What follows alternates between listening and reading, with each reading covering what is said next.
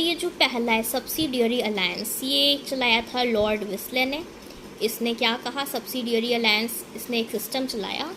तो इसमें क्या था कि देवर गिव अनदर मनी। हम पहले बता देते हैं इसका मतलब। सब्सिडियरी अलायंस में जो भी राजा हैं, बहुत सारे स्टेट्स के सब अपने अपने राजा होते हैं, किंग्स होते हैं। तो वो लोग जो भी रूल करते हैं वहाँ पे उन लोगों के स्टेट में ब्रिटिश अपने कुछ सैनिक को भेजेंगे, कुछ आर्मीज़ को भेजेंगे, जो लोग वहाँ पे इन लोगों की देश की नहीं, मतलब स्टेट्स की रक्षा करेंगे। उन लोगों को अच्छे से रक्षा करेंगे, उन लोग के अगेंस्ट फाइट करेंगे, या किसी कंट्री से लड़ना है तो उसमें हेल्प करेंगे। उसके लिए इन लोगों को क्या करना होगा, इन लोगों को अपने कंट्री का कुछ पार्ट दे देना होगा। इन लोगों को साइन करना है एक पेपर पर कि ये उन लोगों की कंट्री का थोड़ा पार्ट ले लेंगे अगर वो लोग किसी दूसरे कंट्री से, लेकिन उन लोगों को रिलेशन नहीं रखना है। इसका ये रूल है कि अगर ये लोग सब्सिडियरी अलायंस को फॉलो करते हैं, इस सिस्टम में आते हैं, इन लोग के कुछ सैनिक लेते हैं, तो क्या करना है, इन लोगों को नहीं रखना है, उन लोगों के राजा किसी और को नहीं रखना है, ठीक है। तो यहाँ पे देख लीजिए, were required to keep the British army at the capital of their state. मतलब जो भी राजा लेते हैं वो लोग ब्रिटिश आर्मी को रखेंगे अपने स्टेट में। दे वर गिव इधर मनी और some part of their territories, या तो वो पैसा दे या तो कुछ पार्ट दे टेरिटरीज़ का, अपने अपने टेरिटरीज़ का। और जैसे टेरिटरीज़ होती है ना, 9 टेरिटरीज़ हैं, 28 स्टेट्स हैं, तो अपने टेरिटरीज़ का कुछ पार्ट दे कंपनी मेंटेनेंस के लिए British. They were out run from there state, non English ये सब लिखा है, ठीक है। And they had keep a British official residence, ये सब। फिर जो हमारा सेकंड था वो क्या था, doctrine of lapse. Doctrines of lapse में क्या था, एक डलहौसी नाम के गवर्नर जनरल ने इसको चलाया था। इस सेकंड काम था पॉलिटिकल कॉजेज़ की, ये सब हम बात कर रहे हैं। पहला क्या था, सब्सिडियरी अलायंस था, इन लोगों ने ऐसा सिस्टम चला दिया, इसकी वजह से पैसा कम होने लगा, पॉलिटिकल कॉजेज़ है। अब दूसरा पॉलिटिकल कॉजेज़ क्या है, डॉक्ट्राइन्स ऑफ लैप्स। इसमें डलहौसी एक गवर्नर जनरल था, इसने क्या कहा था कि अगर आपका कोई भी बेटा है, वो आपका असली बेटा नहीं है, ठीक है, आपका रियल बेटा नहीं है, सौतेला नेचुरल हायर नहीं है, तो अगर आप मर जाते हैं, तो अगर आपका रियल सन नहीं है, आपका रियल बेटा नहीं है, तो आपका जो भी राज्य होगा वो हमें मिल जाएगा, वो हम ले लेंगे। वो राज्य आपका, अगर आप मर जाते हैं तो आपका राज्य हम ले लेंगे, आपका बेटा नहीं ले सकता। अगर असली बेटा नहीं है तो असली बेटा है तो लेगा, बट अगर आपने किसी सन को अडॉप्ट किया है तो वो सन आपका नहीं ले सकता, वो राज्य हम ले लेंगे। इसने ये डॉक्ट्राइन ऑफ लैप्स चला दिया। तो ये कौन ले लेगा, कौन कहा हम ले लेंगे, ठीक है, तो ये ब्रिटिश ने कहा कि ये हम ले लेंगे, तो उन्होंने ये डॉक्ट्राइन ऑफ लैप्स चला दिया। तो इसमें कीवर्ड क्या आपको लिखना है, नेचुरल हायर। आप ये नहीं लिख सकते हैं रियल सन और समथिंग लाइक दैट, तो नेचुरल हायर नहीं है, तो मेन हमें लग रहा है ये, ठीक है। उसके बाद क्या है, तो ये सब है, doctrines mean that ruler of dependent state died without a natural, मतलब जो रूलर है डिपेंडेंट स्टेट का मर जाता है without a natural heir, the state passed back to British company. तो इससे बहुत लोगों को प्रॉब्लम हुआ था, अभी आपको पता चलेगा, ठीक है। एनेक्सेशन ऑफ अवध, इसमें क्या है, without any proof of evidence day. इसमें क्या कर रहे थे ना, एनेक्सेशन ऑफ अवध में क्या कर रहे थे, वो राजा जो भी किंग्स रूल कर रहे थे उन लोग को बता रहे थे कि अगर आप ये स्टेट अच्छे से नहीं चला सकते बिना किसी प्रूफ और एविडेंस के, मतलब कोई ज़रूरी नहीं है, कोई प्रूफ भी नहीं था कि ये अच्छे से नहीं चला सकते, हो सकता है वो बहुत अच्छे से चला ही सकते थे मेनली, बट वो बिना किसी प्रूफ एंड एविडेंस के राजा को हटा दे रहे थे और ख़ुद ले रहे थे कि आप इस स्टेट को अच्छे से नहीं चला पाते हैं। तो ये देखिए, annexation of Awadh were certainly against high handedness of the parts of company और विदाउट एनी प्रूफ और एविडेंस दे वर, ये सब जो समझ में आया वो। और इसके बाद क्या था, टेरिटोरियल एक्सपेंशन हुआ था। अब इससे जो भी प्रॉब्लम हुई थी एनेक्सेशन ऑफ अवध से, देखिए, और इससे डॉक्ट्राइन्स ऑफ लैप्स से मेनली प्रॉब्लम हुई थी है। ट्रीटमेंट टू नाना साहिब, एक नाना साहिब एक थे इंसान, इंडियन ही थे, उनको बहुत बुरा ट्रीटमेंट मिला उनको डलहौसी के वजह से। जो डलहौसी स्टार्ट किए थे ना डॉक्ट्राइन्स ऑफ लैप्स, कि जो अगर असली बेटा नहीं है तो नहीं बन सकता, तो नाना साहब ये पेशवा राव के रियल सन नहीं थे, पेशवा राव 2 के, ये एक इंडियन ही किंग हैं, इनके असली सन नहीं थे नाना साहिब। तो अब जैसा कि इस डॉक्ट्राइन ऑफ लैप्स में है इसमें बताया है डलहौसी कि अगर कोई असली सन नहीं रहेगा तो वो हम ले लेंगे, तो ये ले लेते हैं इनका और इनको दूर भगा देते हैं, भेज देते हैं, बुरा बुरा करते हैं इनके साथ, और इनका मतलब जो भी टेरिटरी रहता है वो ले लेते हैं। उसके बाद क्या है, पॉपुलर एडमिनिस्ट्रेशन फेलियर। हम सिर्फ मेन पॉइंट्स बता रहे हैं, मैं आपको स्टोरी बता रही हूँ और कुछ कुछ जो हमें लग रहा है कीवर्ड्स है वो, ठीक है, उससे आपको मार्क्स मिल सके, बाकी कुछ भी बकवास नहीं। अब इसके पॉलिटिकल कॉजेज़ तो पता चल गया। देखिए पॉलिटिकल क्या था, पॉलिटिकल कॉजेज़ क्या था, सब्सिडियरी अलायंस था, डॉक्ट्राइन्स ऑफ लैब्स था, एनेक्सेशन ऑफ अवध। अब है कुछ social and religious and social causes. Religious, जो हम लोगों ने ब्रिटिश को भगाया, तो ऐसे तो भगा नहीं देंगे कि नहीं भागो जाओ भागो, उसकी कुछ कॉजेज़ होंगे, हम लोगों ने उन्हें क्यों भगाया। हम लोग तो पहले बहुत अच्छे से थे और फिर हम लोग के साथ इतना बुरा बुरा हो रहा था, इतना ज़्यादा डर रहे थे, बहुत डरते थे, ठीक है, तो फिर अचानक से इतना ज़्यादा गुस्सा कैसे आ गया कि पूरा डर ही ख़त्म हो गया। ऐसा किया क्या उन लोगों ने, इतना ज़्यादा गुस्सा कैसे दिला दिया। तो पहला तो हमें पॉलिटिकल पता चल गया, पैसे वैसे का जो मामला था, ठीक है। उसके बाद क्या है, religious and social causes. Religious में से आपको पता है धर्म, सोशल कॉजेज़, धर्म वही हो गया। तो जो धर्म वर्म के बारे में कॉजेज़ था ना, मतलब कि हम लोग के यहाँ बहुत सारे रूल थे, आपने सुना होगा कि इंडिया में कि पहले ऐसा होता था वैसा होता था, एजुकेशन अलाउ नहीं था गर्ल्स को, और सेकेंडली कोई मर जाता था तो उसके साथ अगर किसी का हस्बैंड मर गया तो उसकी वाइफ को भी उसके साथ जला दिया जाता था, और एजुकेशन पे ध्यान नहीं, बहुत सारे पॉलिटिकल कॉजेज़ थे, ठीक है, सॉरी पॉलिटिकल नहीं, सोशल एंड रिलीजियस कॉजेज़। तो पहला क्या था, ब्रिटिश ने क्या किया, फियर रिगार्डिंग मास कन्वर्जन। इन्होंने क्या किया कि ये बोले कि आप हमारे में कन्वर्ट हो जाओ, मतलब इन लोगों को लगता था कि कहीं ये लोग सबको कन्वर्ट ना कर दें। ये लोग डरते थे, इंडियन डरते थे ब्रिटिश से कि कहीं वो लोग हम लोगों को अपने में ना कन्वर्ट कर दें, मतलब सबको कहीं वही ना बना दें कि क्रिश्चियन बना दें, तो ये बना दें वो बना दें, क्योंकि हम लोग हिंदू थे, मुस्लिम थे, ये सब थे, तो फिर डरते थे कि ऐसा ना हो जाए। तो ये था फियर रिगार्डिंग मास कन्वर्जन। इसमें क्या था, विडो मैरिज एक्ट। इन्होंने शुरू किया विडो मैरिज।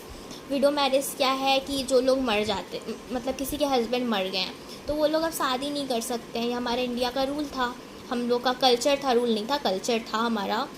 तो क्या था कल्चर, मतलब पता ही है ना कि जैसे कि हम लोग का रिवाज था, कल्चर था, ठीक है। तो अब इन लोगों ने कहा कि नहीं ऐसा नहीं हो सकता है, आपको विडो मैरिज हो गया, विडो मैरिज इन लोगों ने अलाउ कर दिया, ब्रिटिश मैरिज ने स्टार्ट कर दिया ब्रिटिश मैरिज, और सती सिस्टम को हटा दिया। सती सिस्टम पता है क्या था, सती सिस्टम एक सिस्टम था जिसमें अगर किसी की वाइफ मर जाती है, जो मैंने बताया, सॉरी वाइफ नहीं, हस्बैंड अगर मर जाता है तो उसके साथ उसकी वाइफ को भी जला दिया जाएगा। उसकी वाइफ ज़िंदा हो, जीना चाहती हो, चाहे जो भी हो, उसको भी जला दिया जाएगा, ठीक है। तो ये था, तो इन्होंने ये हटा दिया ब्रिटिश ने। तो इन्होंने तो इस तरह से अच्छा ही किया, लेकिन जो हम लोग थे वो इंडियंस पहले पुराने टाइम के थे, तो उन लोगों को ऐसा बिल्कुल पसंद नहीं था। उन लोगों को लगा हमारा तो रिलीजन ख़राब कर रहे हैं, हमारा तो पूरा रूल धर्म वर्म सब ख़राब कर रहे हैं। Introduction to railway and telegraph. अब उन्होंने क्या किया, हमारे यहाँ का जितना भी सोना वोना था ना, वो लोग रेलवे से ले जाते थे, रेलवे और टेलीग्राफ से सारा सोना वगैरह, हीरा मोती जो भी था सब ले जाते थे। तो उन्होंने स्टार्ट कर दिया रेलवे, उन्होंने रेलवे ले आया, रेलवे से उन लोग को अपने लिए लाए थे वो लोग, पर कह रहे थे कि अपने लिए नहीं लाए हैं, हम आप लोगों के भलाई के लिए लाए हैं। उल्टा सीधा बोलते थे ब्रिटिश, इंडिया को बेवकूफ़ बनाते थे वैसे तो इंट्रोडक्शन टू रेलवे कर दिया, तो इससे ये सब डर गए। इन लोगों को लगने लगा कि रेलवे लाया गया हम लोग को मारने के लिए, हम लोगों को उसके अंदर करके ये लोग मारने वाले हैं। इन लोगों को कुछ ऐसा लगने लगा कि रेलवे लाया गया, इसके नीचे हम लोग को दबाने के लिए लाया गया, कि हम लोगों को दबा देंगे, मार देंगे।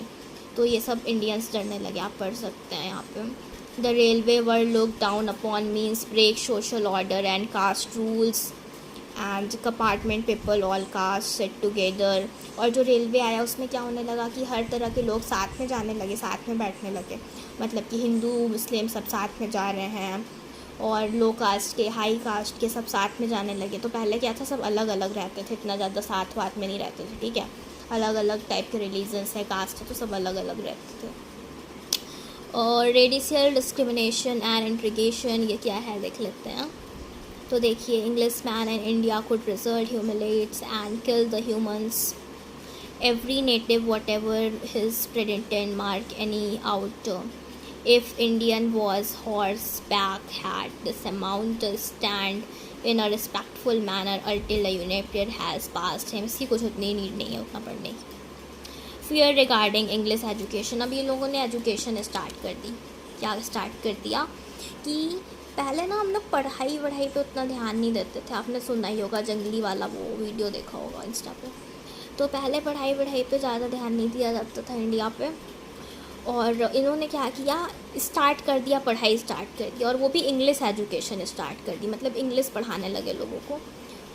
इंग्लिश एजुकेशन इन्होंने स्टार्ट किया। इंग्लिश एजुकेशन मतलब ये नहीं कि इंग्लिश ही पढ़ाने लगे, अपना ब्रिटिश स्कूल खोल लिया, मतलब कि अपना ब्रिटिश स्कूल खोल के वहाँ पे पढ़ा, मतलब स्टार्ट कर दिए स्टडी का प्रोसेस। तो ये लोग डरने लगे कि कहीं इंग्लिश एजुकेशन, फियर हो गए लोग, डरने लगे, क्योंकि इन लोग को तो था नहीं उतना, कि नहीं पसंद था ना ये सब। तो ये भी एक कॉज था, ठीक है। तो पहला क्या था, हम लोगों ने देखा social religious fear regarding mass conversion, की कहीं अपने धर्म वर्म में ना पूरा बना दें। और दूसरा क्या था कि रेलवे, ये सब धर्म वर्म को साथ में बैठाने लगे, रेलवे ले आए, और डरते भी थे कि हम लोग को कोई दबाव उबा ना दे, मार ना दें।